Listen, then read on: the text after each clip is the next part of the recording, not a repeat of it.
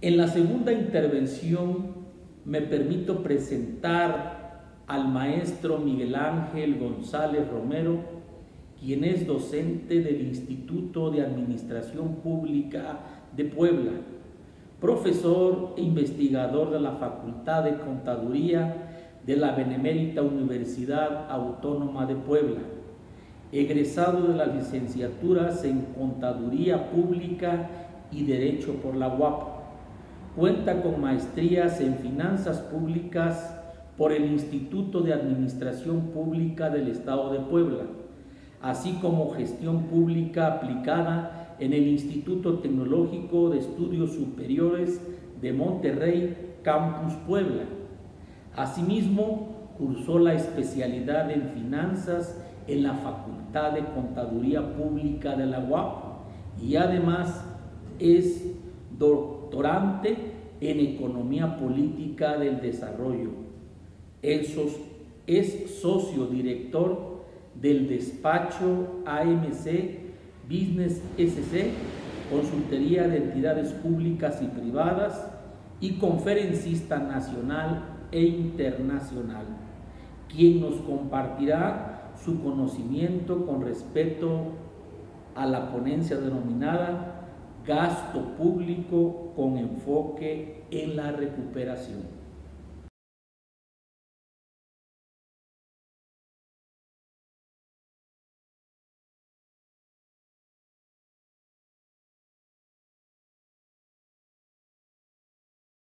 Quiero agradecer al Instituto de Administración Pública y a la 40ª Legislatura del Congreso del Estado la invitación que me hacen a participar de este ciclo de conferencias.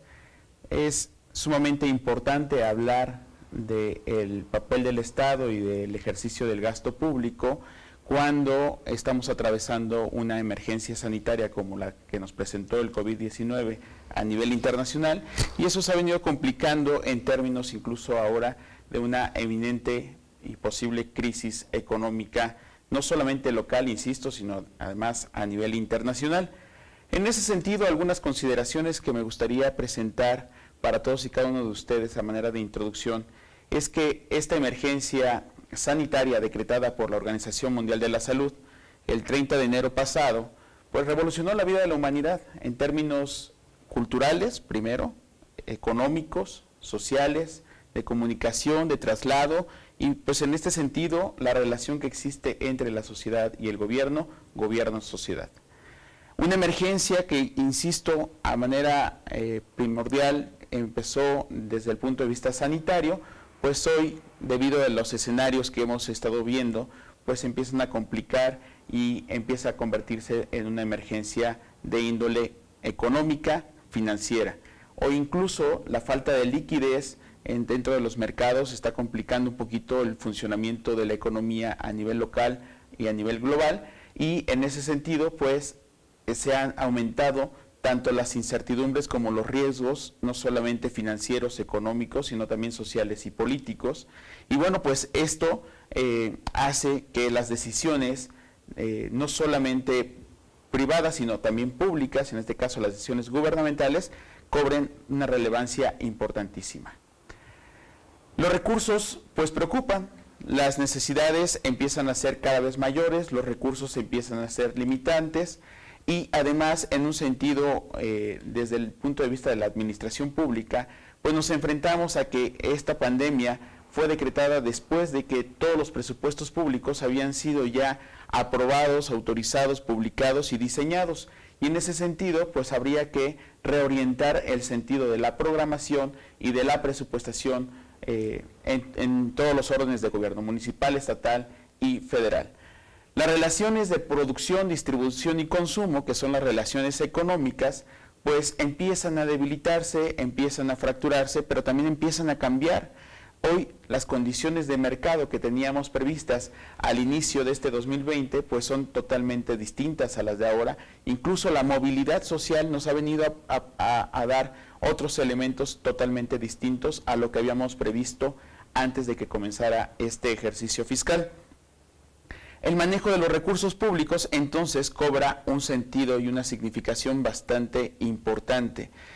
A manera un poquito de recordar las principales teorías económicas, bueno, hemos establecido dos elementos fundamentales: si el Estado interviene o el Estado no interviene en estas relaciones económicas, en estas relaciones de productividad, de distribución y de consumo. Bajo ese escenario, entonces, cobra sentido lo que quiero transmitirles el día de hoy, que es el gasto público con un enfoque en la recuperación post-COVID-19. Hay que reconocer que existen fallos en el mercado y eso ha dado origen a distintas teorías económicas, desde los clásicos hasta los neoclásicos, pasando por los liberales y ahora los neoliberales, ¿no?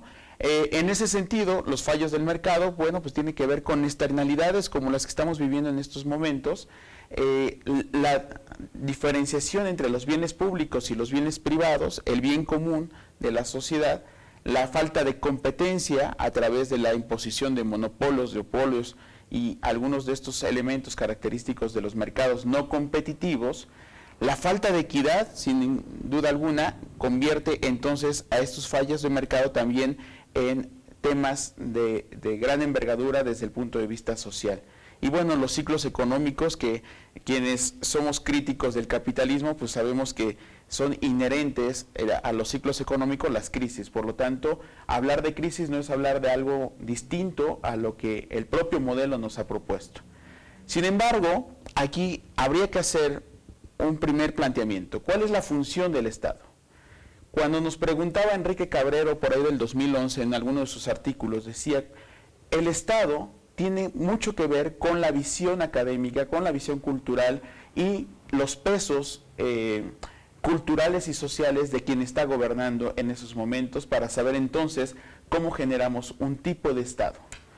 Y cuando nos preguntamos cuál es la función del Estado, entonces podríamos empezar a diseñar el tipo de Estado y el tipo de política económica que vamos a tener en esa demarcación. Hay quienes dicen que una de las funciones principales del Estado es darle todo a la ciudadanía, darle todo a la sociedad, un Estado patriarcal, un Estado más bien apapachador. Hay quienes dicen que no, que el Estado no se debe de meter en nada más que de garantizar ciertas condiciones, como lo plantea el modelo neoliberal, o hay quienes dicen que tiene que ser un equilibrio. Sin embargo, estos equilibrios, revisando los antecedentes históricos por los que hemos pasado, pues realmente estos equilibrios nunca se han dado. Incluso en México había sexenios en los que se establecía que más valía más administración y menos política para poder avanzar, y luego se decía que no, que era al revés, que más política, menos administración. La verdad es que todos nos hemos enfrascado en una discusión que difícilmente va a tener conclusiones, que es la idea del desarrollo. Sin embargo, hay funciones del Estado que podemos recuperar y rescatar de toda esta evidencia.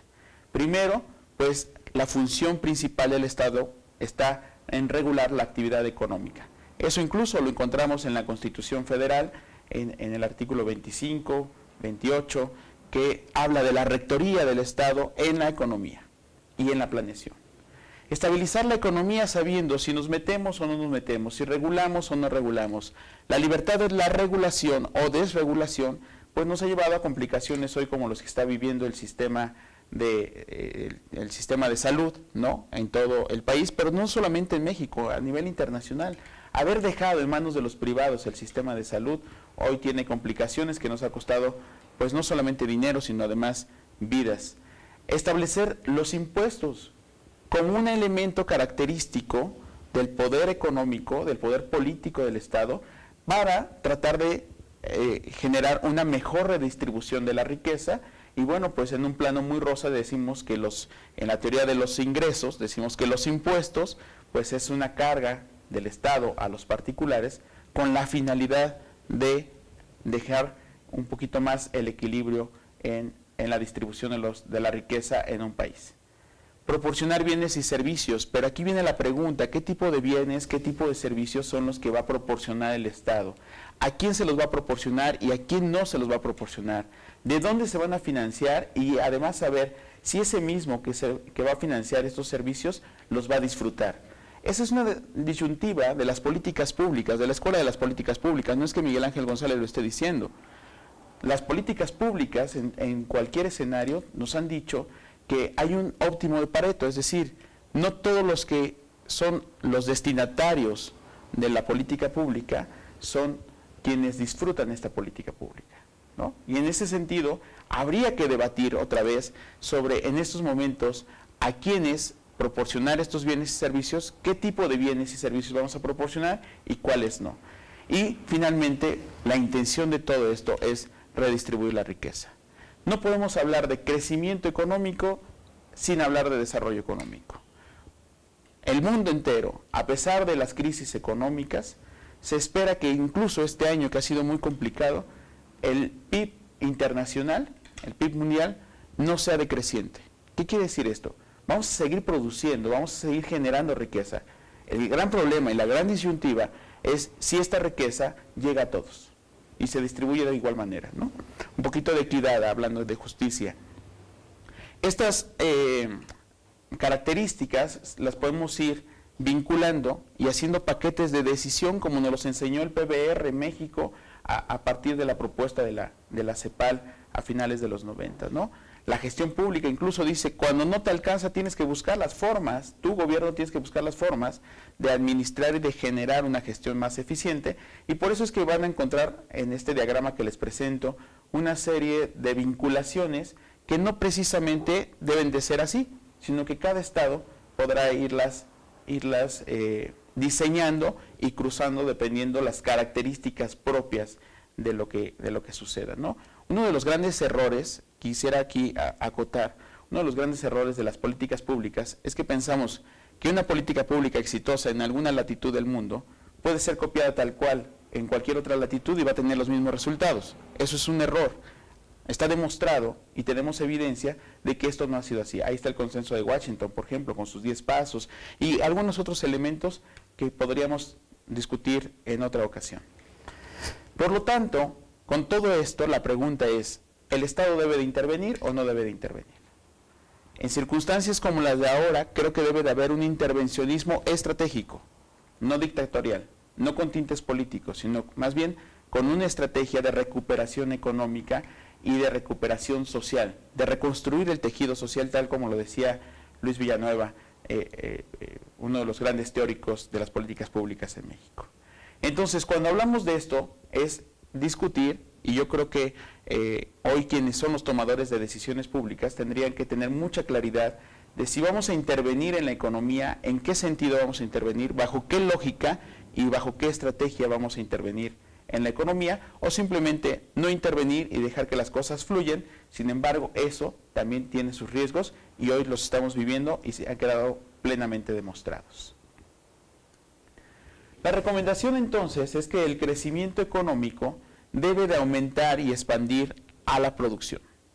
Por lo tanto, cuando hablamos del gasto público entendido como la erogación que hace el Estado para beneficiar a ciertos sectores productivos, económicos y sociales, tendríamos que estar buscando que estos beneficios que vienen de parte del Estado, hablando federación o municipio, hablando el Estado como organización, no como orden de gobierno, pensar que estas aportaciones que se generen, estos incentivos y estos programas de recuperación, tienen que estar orientados a la producción, no solamente al consumo.